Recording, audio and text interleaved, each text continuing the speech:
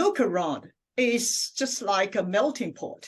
Yeah, it's true. So no matter where you go, you can find that it is not just one nation, one ethnic background people, and we all grow by living in that kind of, a multicultural, very diverse environment. So I think the important part is you got to have this mindset, to open up, to be able to embrace, all of those changes. Actually, diversity is a key for company to thrive. That is at the core of innovation. So associated with my passion for innovation is all about impact. The impact, a social impact, environmental impact, economic impact. Everybody have one life. Okay, why not try to be more adventurous?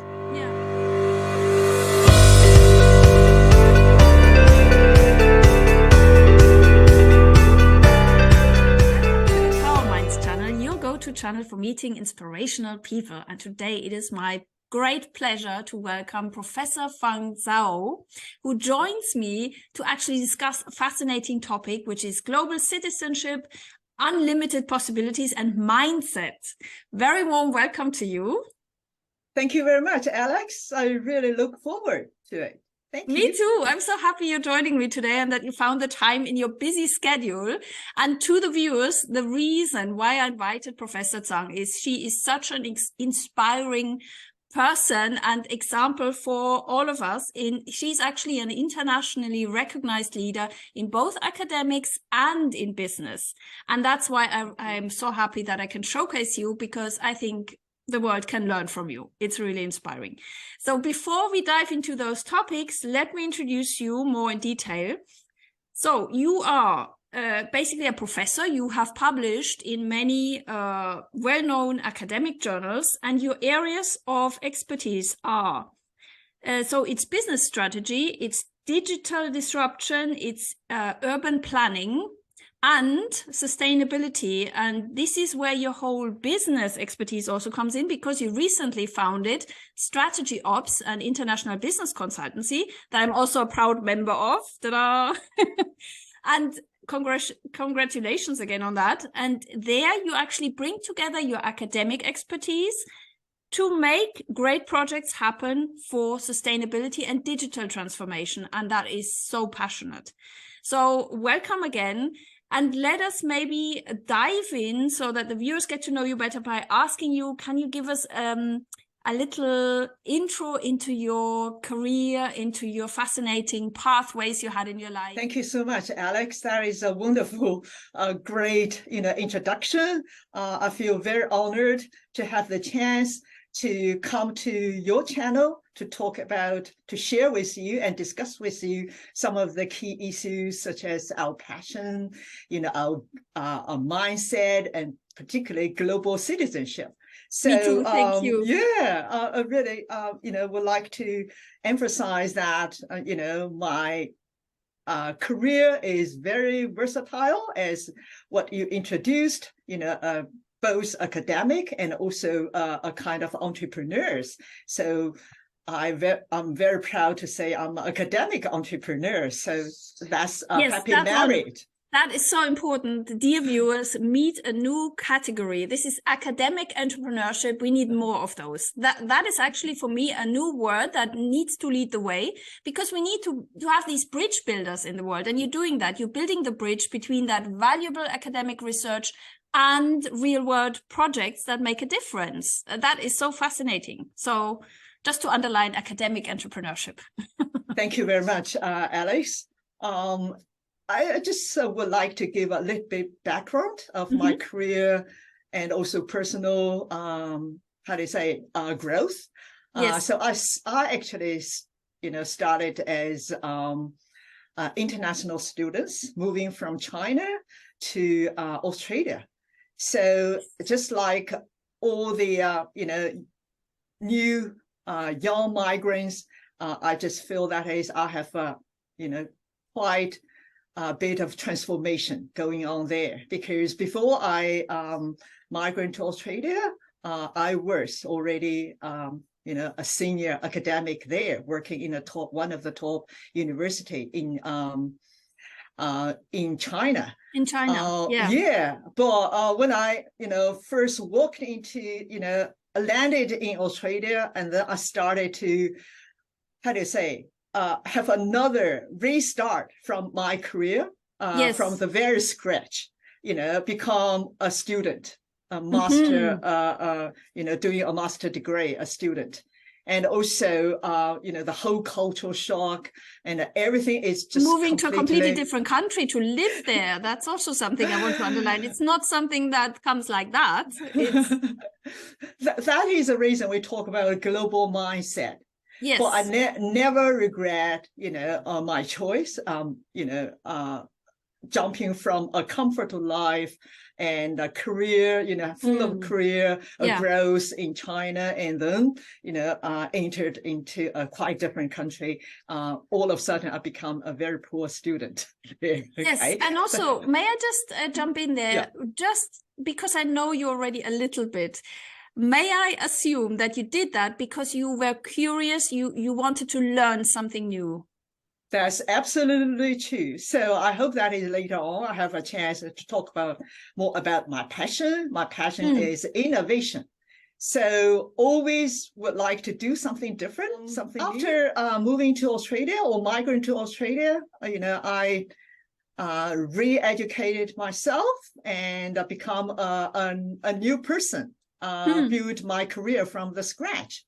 So after my PhD, I joined academia, continue my pursuit to the intellectual curiosity, that's my part of my DNA, you can say. Yeah. And also, I'm also quite, in other words, like to be a global citizen. Yes, so you wanted to discover a new country, right? That's true. And, after quite a few years to be academic in Australia, and having different roles, I would like to try something new. So I moved to Middle East. That's quite different. Yeah. And knowing you, to the viewers, why I laugh that much, I just laugh because there's lots of more countries to come. So the key reason that I moved to Middle East, because I was born in Eastern culture and have been so many years in Australia, embracing the Western culture. So I'm thinking of, what about Middle East? So that's the reason I would like to know the culture how this there. culture is like, yeah. So in the middle of between West and East, and also particularly Dubai, United Arab Emirates is booming at that time, and everything is. The speed of changes is just explosive. So I would like to immerse myself in that kind of environment to learn more. I started to, grow myself and contribute, what I can have to that kind of environment. So after that, I also would like to know a little bit more about Pacific. So I moved to South Pacific, Fiji, work in a university. To the Fiji Islands, right? Yeah, Fiji island. Fiji, the whole Fiji is an island. You could say that yes. Just 300 small islands. Okay. Yeah. So that university actually very diverse, because and also have campuses in 14 campuses in 12 islands. So I actually, as a head of a school, manage not just our Fiji campus, is also the other, island countries, the campuses. So you can't just imagine the diversity that is I have. Okay, I definitely learned a lot, and also to be able to contribute. Yes, and also you met people from all over the world, if I may say so. You met really people from all over the world. Yes, that's something I would like to emphasize. That is a good part of, global citizenship, because, you developed your social capital. That social capital come from your social networks. Yes. And it is not, a transactional, just like what I have, when I found the Strategy and Ops, the startup. So you can say we have a global team that quite a bit of members, including you, is international, and we build a long-term, social capital network there. Absolutely, and that is worth so much in itself. Even if we take out of the picture just the expertise that everyone brings to the table, just this global network that you're building, that you're facilitating, that you actually founded, this is worth so much, because having people all over the world, I think you cover all the time zones of our planet.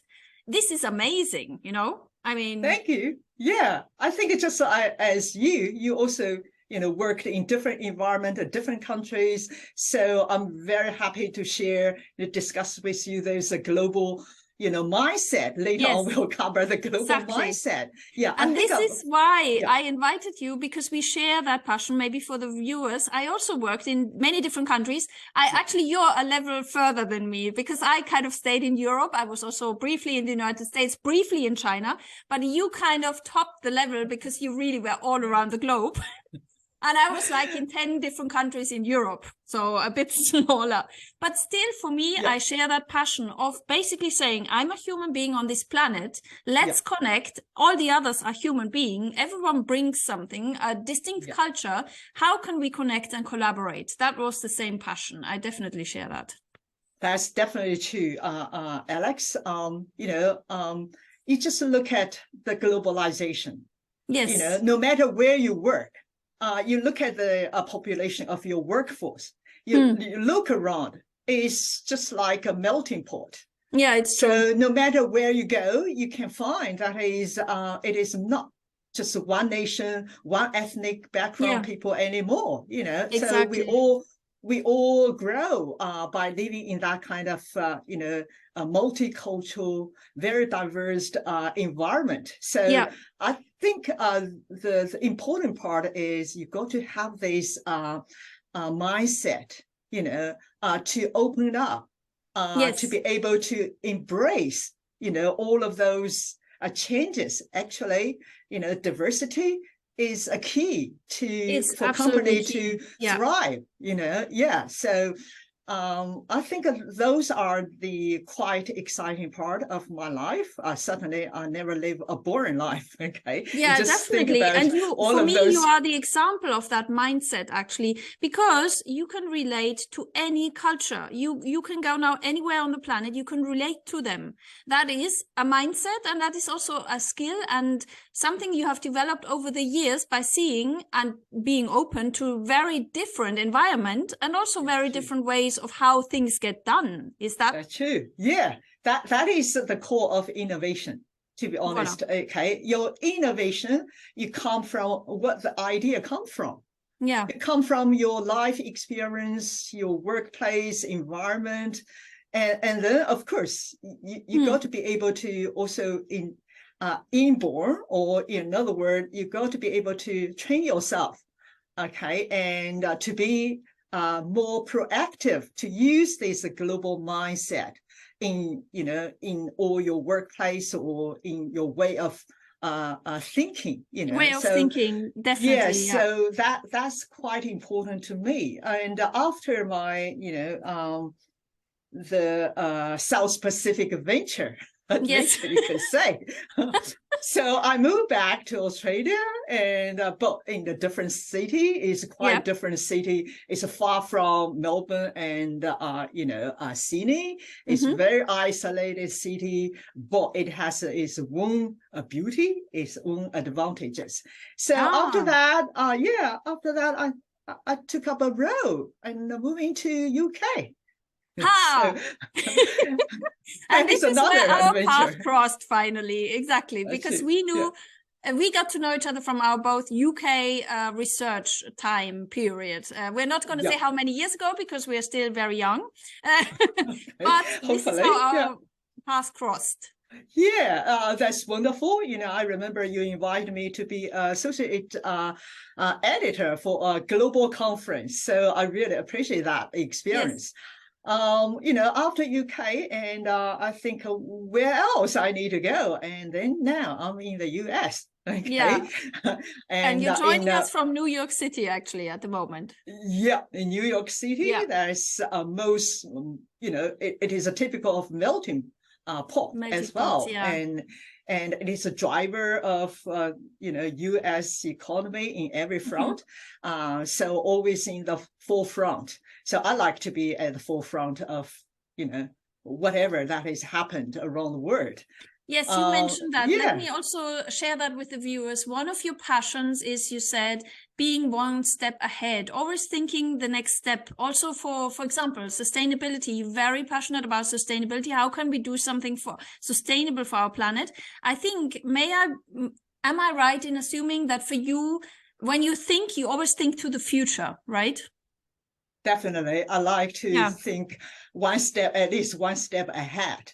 Yeah. When you look at, my research, that is one good example of to be being able to ahead of the game, ahead of the, the trend, what's going on in the world. So I think that is quite a few years ago when our path, we get to know each other. That is coming from, the e-business. Yes. That at that time, e-business is just started. Just started and emerged. That's true. And later on, we before e-business, we talk more about TQM, total quality management. Yes, I remember. In order to improve the performance of organizations. After that, internet become booming, and after that, we moved from more of a digital entrepreneurship. So because entrepreneurship, that is one of the key impact of digital technology on startup, on entrepreneurship. So that is another typical area.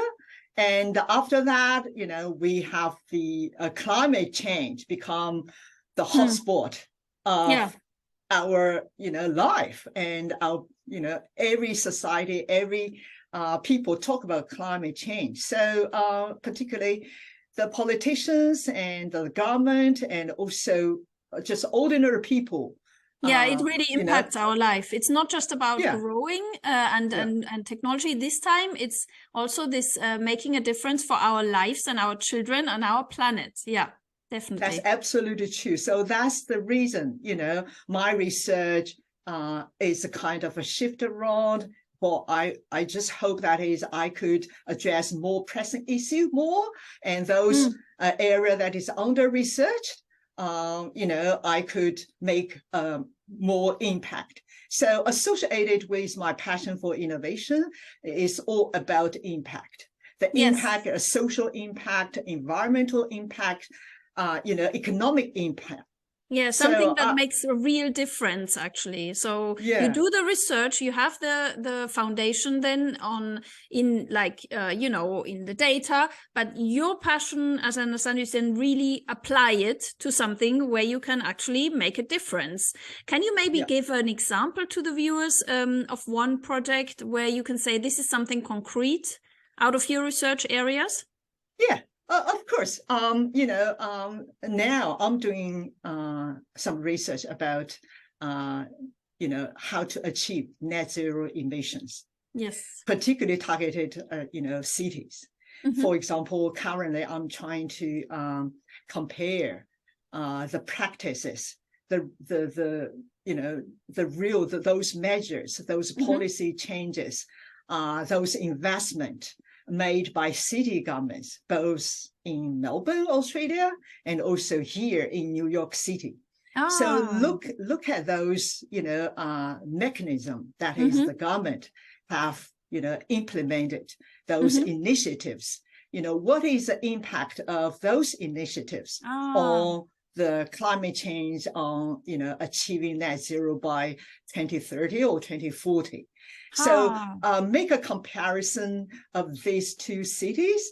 But I'm particularly interested in the how do you measure How those can we carbon, actually measure that? Yeah. measure the carbon emissions. Mm-hmm. Okay, if we know how to measure it, you know, we will have you know, right policy and to nail it, to achieve yeah, the actually goal. levers for policymakers then to make a real change. That is so valuable.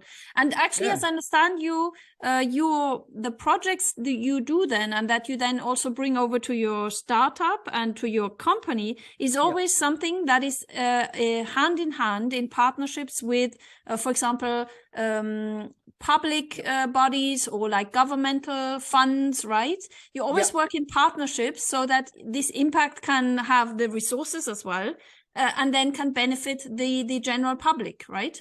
Yeah, certainly that's true. You know, actually strategy and ops, you know, the fundamental of strategy and ops is collaboration. Yeah. Is a partnership rather than, you know, everybody is doing their own business. Yeah. So I think the innovation of the strategy and ops lies in a few parts. One is, you know, try to address the issue that is, you cannot address it just on itself. Yeah. I, you know, prefer an integrated, holistic approach. Yeah. Okay. So and also several perspectives, right? You never just research or address an issue by one angle. It's a multi-dimensional perspective holds the key.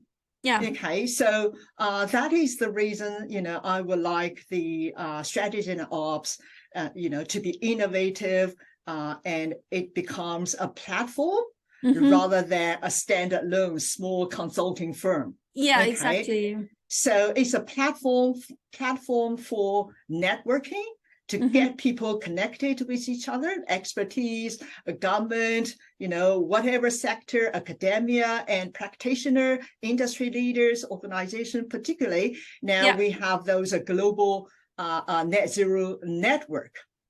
So that initiative, global net, you know, zero network, emphasize on, you know, having the government join us, having the small business or charity organization, NGO, all come together. Yeah, you have that as well. You link in different organizational forms as well, not just the expertise, but also different organizational forms. And you do the public-private as well.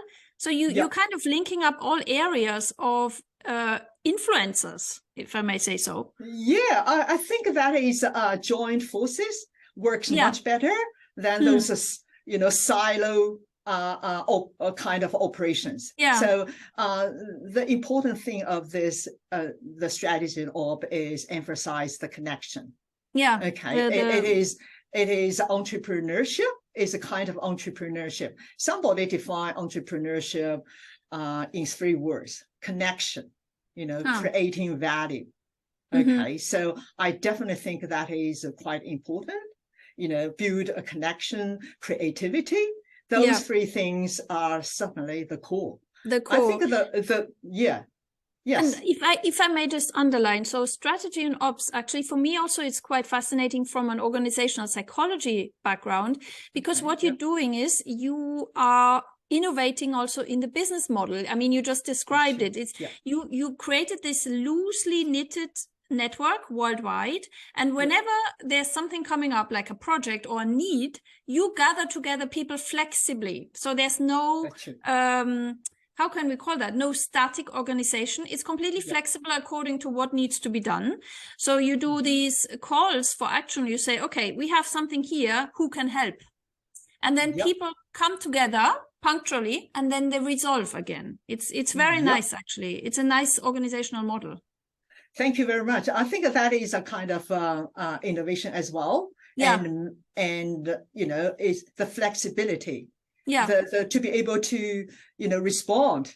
Exactly. To be exactly, it's responsive, but quick. It's not like if you do now this kind of call for action to a traditional, I don't want to ditch traditional companies, but like some more static organizations, let's say, it's not bad, but for this type of call for action that you're doing for urgent things, for the environment, for sustainability causes or digital transformation, you need to be quick. And this responsiveness is not given maybe in a more traditional form of the organization. Yep. And if in a, for example, in a traditional business model, everybody is tied up with something.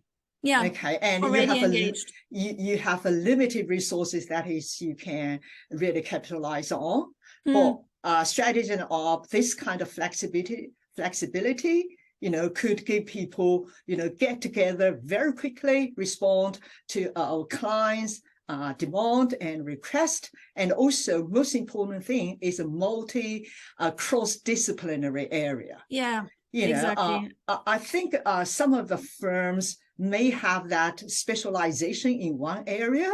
And that means you could possibly lose a lot of opportunities.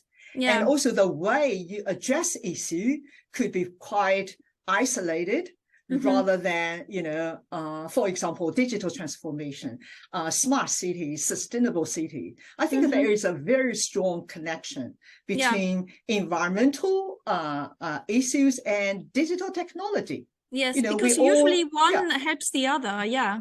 Yeah, it's totally interlinked. Yeah. Yeah, that is, we all have to use digital technology, artificial intelligence, algorithm, to achieve efficiencies. Yeah. For example, the project I advertise is about EU Regional Development Fund, founded by EU. And that project focuses on how do you, improve the efficiency of small business, SMEs, by using digital technology. It is called intelligent mobility, that kind of, project.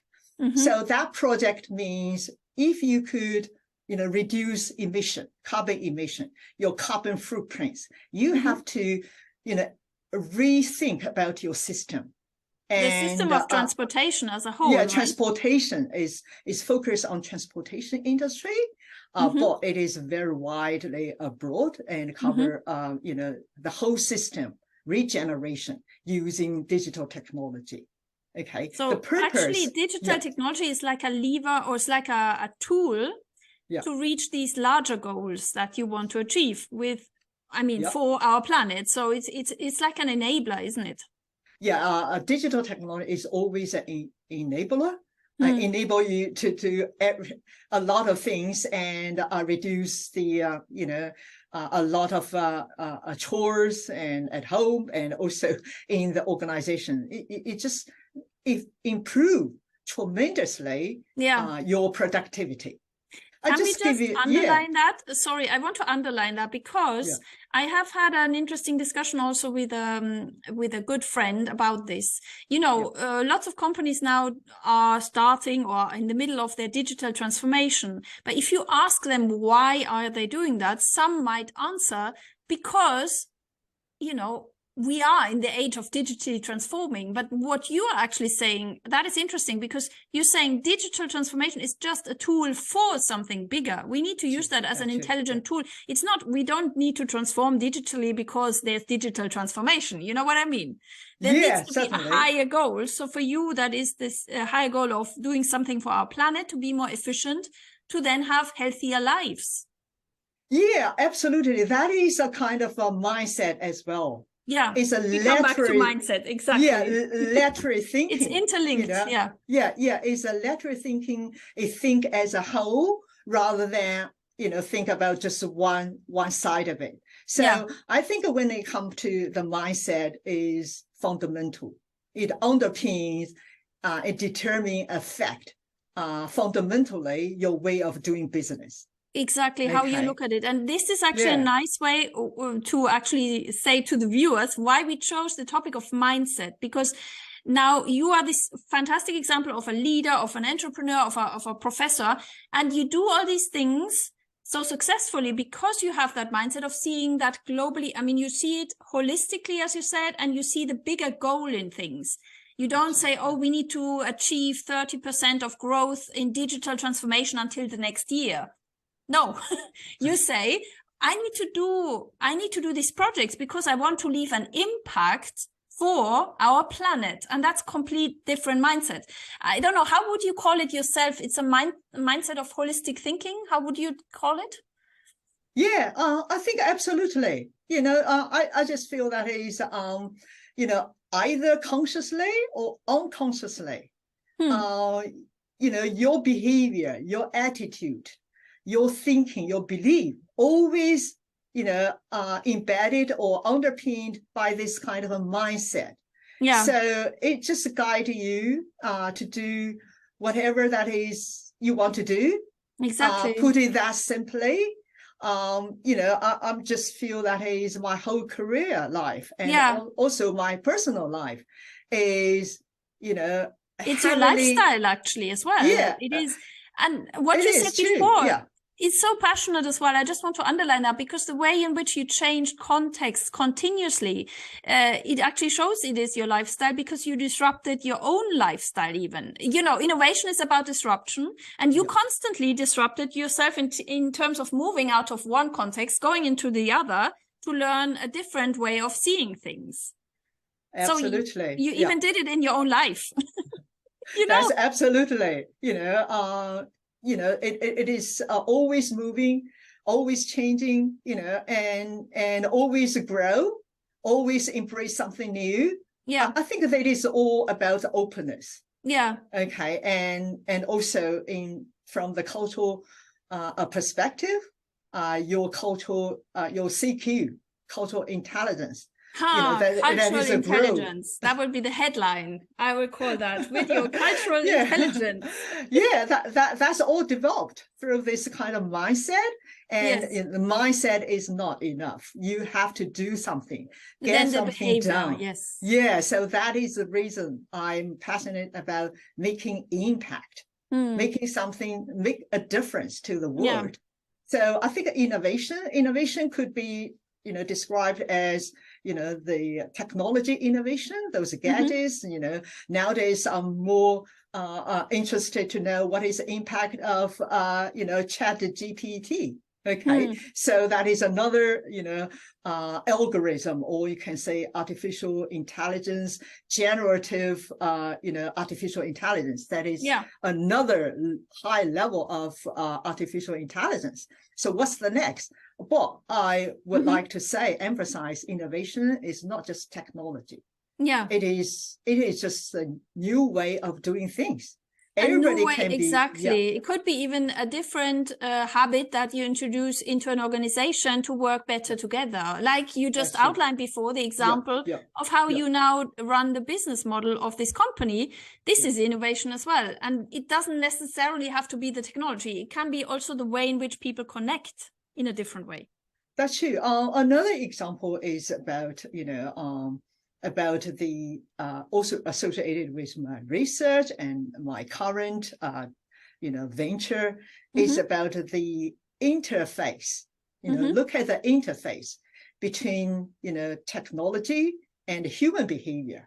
For example, adoption. You have a great technology, but if nobody take it, you make no impact at all. Yeah. Okay. So that's quite important. You are a psychologist, so you understand, quite well that is a human behavior, play a crucial role, the core role in the adoption of the digital technology. Yeah. Yes. Definitely. Yes. So we always actually need to revolve back to the question, how can technology help human lives and not the other way around? We don't need to become servants of the technology. So, for example, at the moment, the great trend why ChatGPT is so greatly being adopted, one could say because it serves us in a new way. It makes life easier. And now is actually the interesting time. Now it's up to us to make the most out of it and to make it positively impact our lives. That's true. Absolutely. Just like a metaverse, that is the future. The metaverse developed, evolved, that could bring something new, revolutionize, hopefully, those fashion industry. Just like digital twin, those things could bring in some fundamental changes, the way that is we do business, and in our particular business process. So those kind of things are quite important. No matter, what new technology, what new fad come out, the fundamental is still the same. That means our human behavior, the way that is that come back to the mentality, to the mindset, those things are quite important. And how it enables us then to develop these positive mindsets. So there's still a lot of human intelligence actually needed, because if we look also about all this discussion, what's happening at the moment with younger generations and social media, it needs us, our human intelligence, to actually now use social media in such a way that it can empower us in our connections, and not maybe, and we all know the dangers of social media, and not maybe destroy a whole generation because it's giving only fake news. I'm exaggerating, but this is exactly what you're saying, isn't it? It needs the human intelligence to then steer the artificial intelligence in such a way that we can empower rather than destroy. That's absolutely true. Okay, every technology, every innovation could have the negative, or that is a detrimental, effect on human being. I think we got to have a full control of the digital technology. For example, one of the crucial issue, pressing issue facing everybody today is cybersecurity. Cybersecurity that affect almost every organization and our daily life. Okay, and that's a real threat. That's a real one. That's not just it happens actually right now. So so you can't address this just upgrade your software and pretend that is everything will be fine. It's not that easy, and you upgrade, I think the hacker may be ahead of you. The way that it address cybersecurity issue have to come from the grassroots level. Have to come from the mentality, the correct mentality of a leadership. How do you invest? How do you educate, your workforce and your customers? How to avoid to be hacked? Those things. Complex. So it is a human. Behavior is human factors that really play, core role in this kind of cybersecurity issues. We need legislation, need the government policy changes. We need at the company level, leadership have to do something, not just give it to IT managers. It needs to be in the core of leadership, actually in the steering of a company, to instill some sort of policy how to deal with that threat. And it can't be delegated to any, as you say, that's a common mistake that you see in many organizations, to delegate that to the IT department and then nothing happens. Sorry, I'm exaggerating, but I've seen that. That's true. I mean, that happened everywhere. Of course, we have a good example how to make best use of, technology. To improve the efficiency, that's everywhere we can say, and what I would try to say is, everything is connected, everything interrelated. Okay, so you can't just address one issue and forget about all the others. The simplicity can't solve, the problem. Actually, what is your view on this? I spoke recently, also had an interesting discussion about this. The new skill is nowadays, I mean, first of all, as you said before, the holistic way and the networking way of looking at things, but then also this ability of seeing the big picture, but then diving deep down and coming back up again. What is your view on this? Of course, you got to be able to face the reality. Of course, you have a short-term, daily operational issues, but you also have a long-term strategic big picture ahead of you, but never ever lose your mindset, never ever lose your sight of what's going on in the future, and try to bring the future, into, today's, operational issues.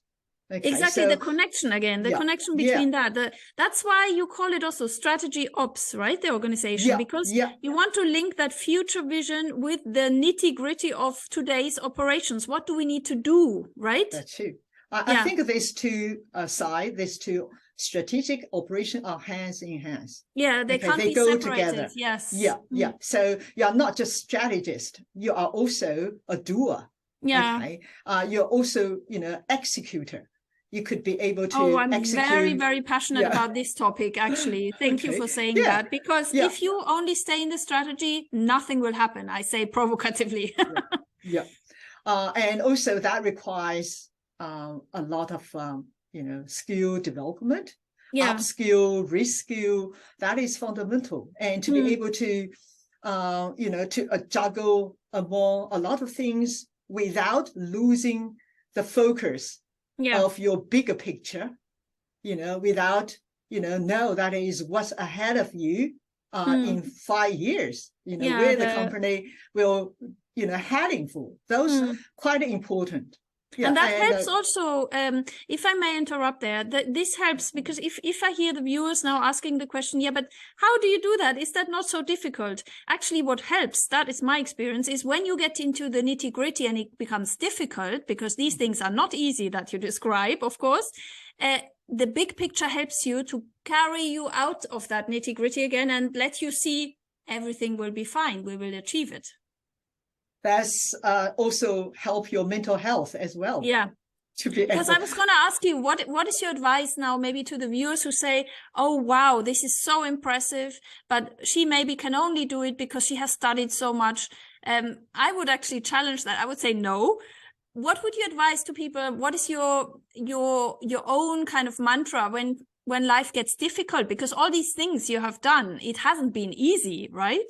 No, definitely not. Yeah, I understand. We all work crazy, to be honest. Okay. And I think the one way to do that is always think about, that is, you do your best. Yeah. Okay. And you can't save the whole world, but your individual contribution will in some way make some difference. Yeah. Okay. So I always think that is this kind of a global mindset, the openness, the tolerance, the ability to embrace diversity really helped me a lot and helped me to understand, a lot of things. And people are different, organizations are different, and people do things in different way. Okay. But we share a common goal, and you just less stressful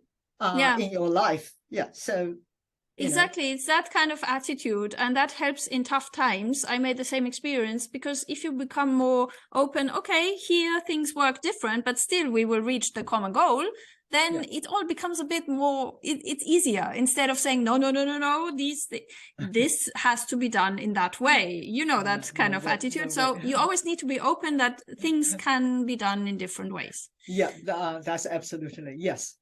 So now another question, if I may ask, that I hear from the viewers, is like, if somebody sees you now as this perfect role model for having a really, really fascinating life, what would you say to somebody who is maybe now in their 20s and is, I want to do that as well? And what would you advise? What is the first little step to take? Okay, I think you just start from your thinking. Okay, you dream. Everybody have a dream. Okay, so not just dream, you got to plan to realize your dream, and action is needed. So I think that is as simple as that. You got to be bold, to dream, and pursue your passion, but you got to put it into practice. Okay, that means you got to realize your dream. Okay, do something, plan. Okay, I think that is quite important, not just a daydreaming. Okay. Yeah, but then do a first little step, right? Step by step. Exactly, like you started out, and dear viewers, you heard it. I mean, you just started by saying, okay, I'm interested to get to know new countries. So you said, okay, let's move to a different country. And then everything evolved from there. You took a first little step. And I think from that little step, your passion of also visiting new countries started to evolve. Isn't that a way of expressing? That's absolutely. I think, do not just comfortable, just I live, always in my comfortable zone. You're not going to achieve you need anything. To leave it, the comfort zone, definitely. Yeah, you also got to think out of your box, okay? Outside your box is quite important. So everybody have one life. Okay, why not try to be more adventurous? Yeah. And to be more innovative in your career and also in your personal life as well. So there is no magic. To be honest, you and me, we are all ordinary people, but we have a dream. We have a dream. Okay, we would like to achieve our dream. Okay, before the end of the life. Exactly. And we don't want to sit always in the same room, in the same country, in the same context, because that's boring. Yeah, if I say so. That's an exciting experience. Okay, and at the same time, you really have some time. You really have some hard time, but life is up and down, and overall, you succeed. You have more successes than your failure. And the fun is in the journey. That's why the fun is the journey. Exactly. Yeah, that's what I came from and where I am. So I'm really happy to be able to share my honest view with you. Yeah, I enjoy our conversation. Thank you so much. And maybe as a closing question, so we covered now this, as we call it, the holistic mindset, this open mindset. We covered global citizenship. We also covered your career path. Maybe as a closing line, can we, maybe, because I will link in obviously the information about strategy ops, can we give an outlook also? What are the next maybe midterm goals of strategy ops in terms of, you said briefly already, the net zero emissions, because I want to link that in and also showcase a little bit what difference is going to be made by this fantastic network. Would you like to outline maybe the next midterm goal?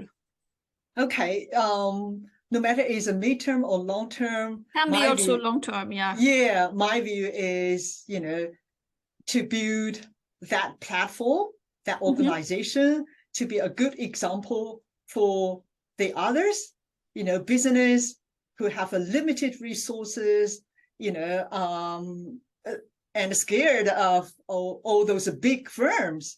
And, I think my strategy and ops will grow. Just think about, in about 3 months, it to grow up to, more than 60, over 60. Now we're over 60 members already. Yeah, that's in 3 months, which is amazing. Yeah. And also it is quite a cross-disciplinary area and a global. Okay, so we'll continue to grow, but we are highly focused on to help organizations, our clients, those pressing issues, starting from daily, how, for example, how can you reduce your carbon footprint? It can be very concrete or very visionary projects. So maybe also people from organizations who view this, it's important to know that strategy ops covers any project that has to do with that global goals, as you outlined it, net zero emissions, sustainability, digital transformation. And we have that advantage of having this very flexible, small and quick network that can come together to solve problems. It's really amazing. That's absolutely, because we have industry experts, leaders, we have entrepreneurs, we have professors, we have researchers, we have scientists. So this organization is a happy marriage between academia and the practitioners. It's not only the disciplines, it's also the different institutions that come together and across countries. So it's 3 layers actually.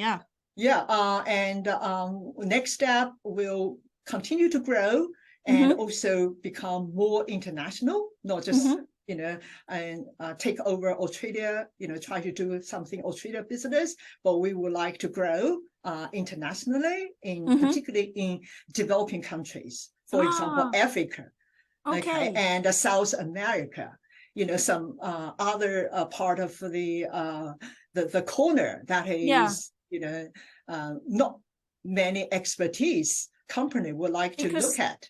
They will have probably also many initiatives that are maybe even governmentally backed, but then they need this quick expertise buy-in, and that's where strategy and ops can help.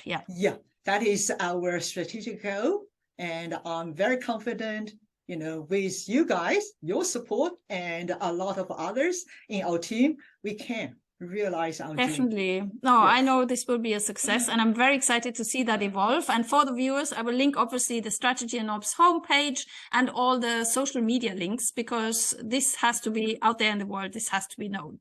So thank you so much, dear Fang, for this wonderful interview. It was lovely. One last word. Happy spring. Spring is coming. Oh, Happy yes, spring is coming. Bring us more life, more sunny days. And also I would like to say happy autumn to my Australia, New Zealand,